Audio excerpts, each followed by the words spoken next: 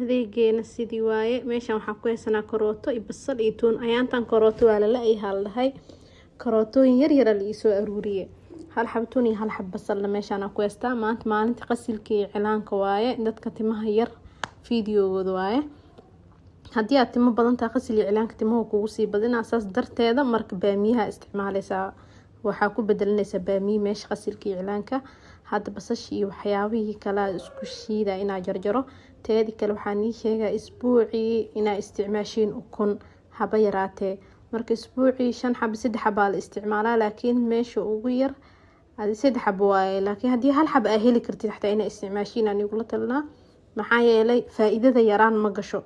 halka xabo xitaa borotiin waaye yani wax badan oo ku taraatimaha uu ka muuqana marka isku daya isbuucii inaa goosataan waqti ukun aa cunaysiin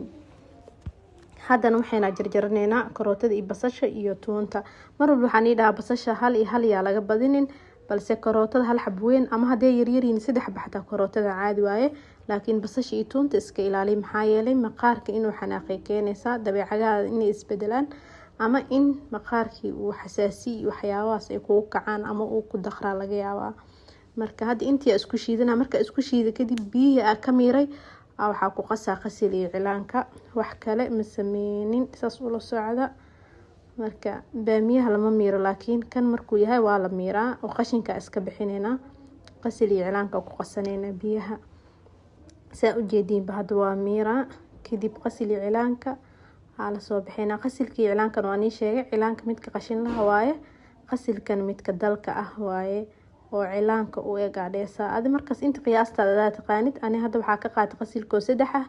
iyo cilaanko 4 ah marka cilaanka badi qasilkan xoogaa yaray saas waaye maanta laakiin waxaa tabay inaa ukun u baahanahay mar hore ukun iigu dambeysay idinka mar walba inaa ukun isticmaashiin maahan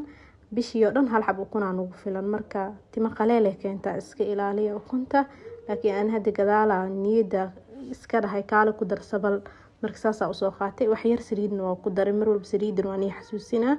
teeda kale hadii wax fahmi weysaan isoo wacan maxaa yeelay fariimaha inaa ciyo arki waaya laga yaabaa